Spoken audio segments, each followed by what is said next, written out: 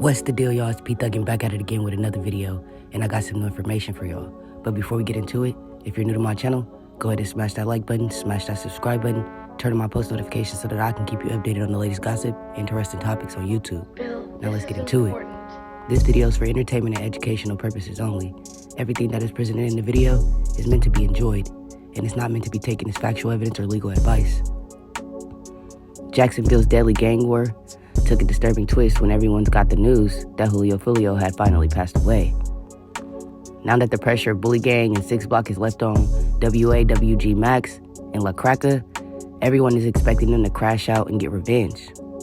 Let's dive into what caused the chaos in Jacksonville. Everyone knows that Julio Foolio had a target on his back, and a lot of people just wanted him dead for his non-stop continuous disrespect and dissing towards his rival gangs, ATK, NHG, and Backstreet. About 2 years ago, Julio Foolio, members of Bully Gang, and 6 Block went to a cemetery to film a music video for Jake Jhitt, a Bully Gang rapper whose real name is Jayquan Pickens. While still at the gravesite, the group posed for a photo in front of Royale Davon Smith Jr.'s headstone, whose nickname was 23. 23, who was 18 at the time, was in a car with his best friend, Young and Ace, and 2 other teens in June of 2018, celebrating 23's birthday at a restaurant at the St. John's Town Center. As they were driving away from the area, they were ambushed by at least 2 people, where their car was filled with bullets, killing Smith, 2 other men, including Ace's brother, and Ace was the only survivor. No arrests were made, but they say 6 Block members were reportedly responsible for the shooting. Several of the people in the photos at Smith's grave held their shoes up to Smith's grave marker. Some held up their middle fingers while others formed their hands into guns or gang signs. Soon after the photo was posted, ATK and NHG members took to social media and vowed to get back. Young and Ace said anyone that was in that picture is going to die, like they're not going to make it. And that's exactly what happened. They took the picture around December of 2022. The first person to get murdered was Jayquan. Around 9:40 p.m. on May 17th, a Bully Gang member who rapped under the name Jayquan was on the 36th block of Effie Street in Jacksonville's Moncrief Park area. Police were called to the area because someone made a report that there was a lot of gunshots that were heard. When officers arrived, they found 2 boys, 1 adult male, all suffering from life-threatening injuries. Jayquan, whose real name is Adrian McKenzie, he was 16 at the time. He was rushed to the hospital and was pronounced dead. 4 days after YBZ's passing, his family tried to hold a memorial for him on the same block where he was shot.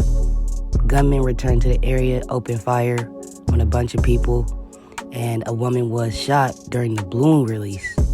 The only person that was hit was a lady, but she was treated and released at the hospital after being hit in only the arm. No arrests were made in that shooting either.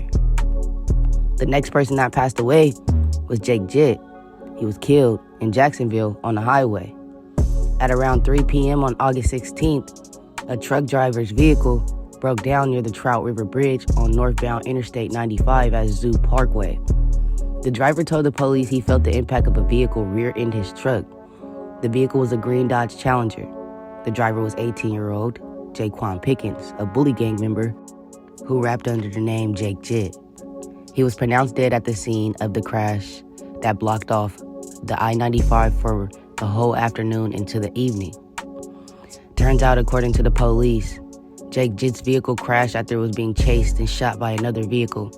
It's unknown if he died from the result of the crash or from the shooting, but no arrests were made. Bully Gang immediately got back outside, and a man who goes by the name of Lil Kobe was shot in Jacksonville's Brentwood neighborhood. That shooting occurred around 7 p.m. in the 900 block of Crestwood Street. Police arrived at the scene and found the man who was suffering a gunshot wound to his chest. A youth football team called the Duval Dolphins was practicing nearby. The victim who survived was taken to the hospital in critical condition. No arrests were made in Pickens or Lil Kobe's shooting. After Jayquan got killed, ATK member named Antonio Tilly Jr., who rapped under the name Tilly, released a snippet of a song on social media sneak dissing and mocking the Bully Gang member, YBZ. A portion of this song he released states, "Bitch, I shoot like Scottie Pippen, 3 hit, 1 misses. Swear to God, we don't leave no witness. Bully down, go make a post. Treat YBZ like Lotto. He put his stupid ass on the floor. Shoot like Scotty Pippen, 3 hit, 1 missing. Swear to God, we don't leave no witness. Swear to God, that top be glitchy. Fell locked up like a sissy. Pull it down, go make a post. Treat YBZ like Lotto. We put his stupid ass all on the floor. At around 11:45 p.m. on October 6, Jacksonville police were called to the 74th block of Keelan Drive in response to gunfire. Responding officers arrived to find 2 dead men inside of a vehicle. One of the men was identified as Tilly, 19-year-old. The other man was an innocent Uber driver named Brian Grun. He was giving Tilly a ride and was caught in the crossfire. A few weeks later, 22-year-old Jayquan Mills was charged with 2 counts of second-degree murder, and 23-year-old Diamond Michaela Harris was charged with accessory after the fact. A family member of Tilly says Tilly was texting with the woman and arranged to meet with her, but didn't know it was a setup the entire time. Mills told detectives that Tilly had $20,000 on his head, which means whoever kills the victim will receive $20,000 in payment. Mills says he got $10,000 for murder because he had split the money with the second shooter. Now, this is where the things overturn, and this is where people really started to see that the Jacksonville murder rate was serious. These murders all occurred within 3 to 4 to 5 months within each other. No arrests were made in regards to the shootings.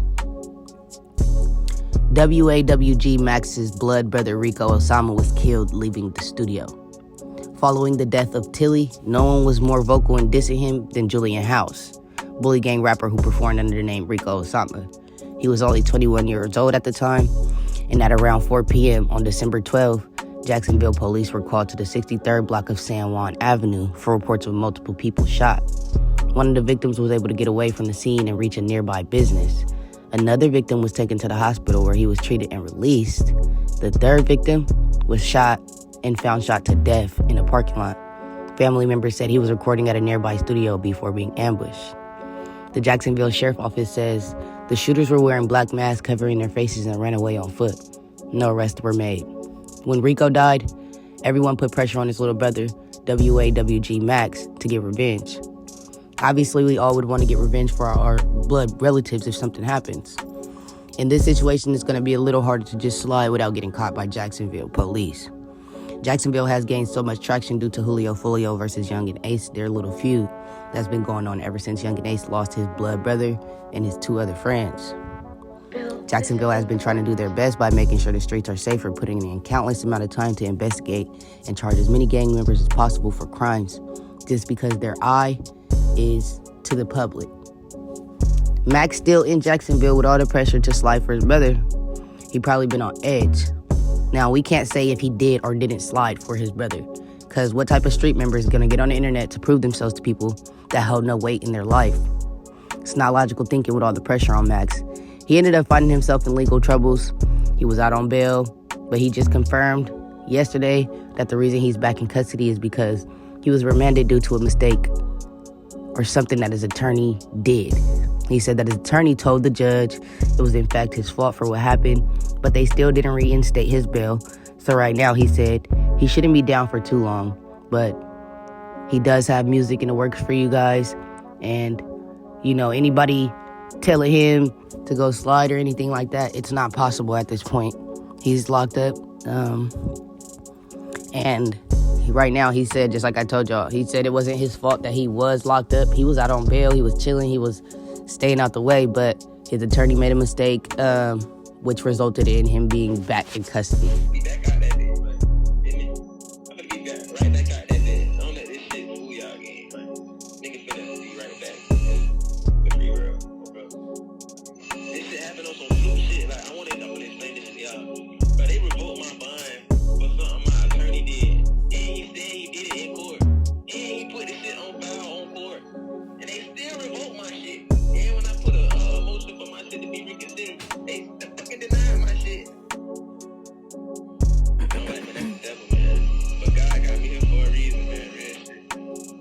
Now that Julio Foolio hasn't passed away, everyone is putting all the weight on La Cracka, claiming he's the only one left that needs to go slide on behalf of the 6th block and Julio Foolio.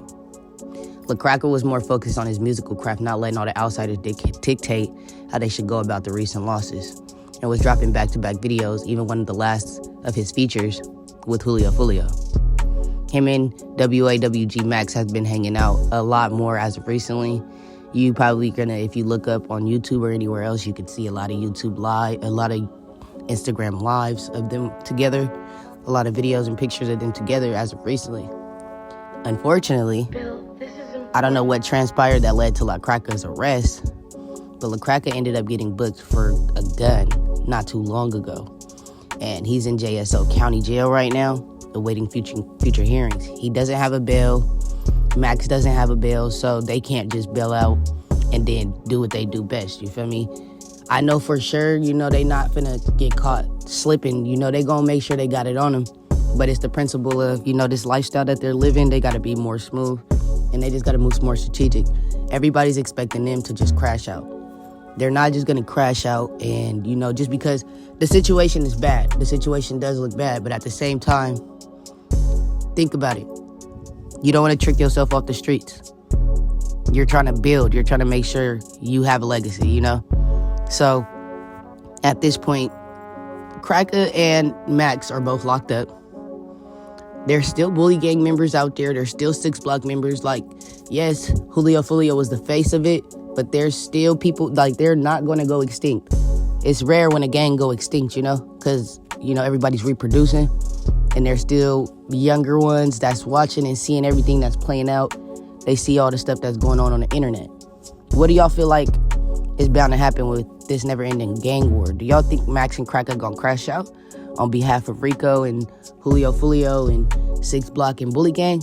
Or do y'all think they gonna keep playing their cards, right? You feel me? Try to stay out the way, just staying protected and giving it to the people. Just letting it play out. However it plays out is how it plays out. And if they have the opportunity to score, I'm sure they will. In my opinions on this situation, I just feel like how they were going about it, they were doing the right things. I mean, obviously, once you're in the system, it's kind of hard to shake it. So that's all that's going on right now. It just be the system against you. You just got to try to beat the system. Me, personally, like I told y'all, I think they're going to be fine. They're going to get out and they're going to do what they got to do. Whether somebody die or not, they still living for their people. They got to do something. They got to keep the motion. They can't let it die out now. It's not, it's never too late. Anyways, I really do hope you guys enjoyed this video. I hope it was informational. I hope you guys could get a little understanding of what's going on in the Jacksonville scene and the understanding of why it's so much tension and so much, feud. Anyways, I tried to make this video a little longer today because I haven't dropped, but y'all know I'm always going to come with the good news and good content. I hope you guys enjoyed this video. Anyways, make sure you guys like, comment, and subscribe. I got more content for y'all, I promise. Anyways, y'all know the deal. P Thuggin' out.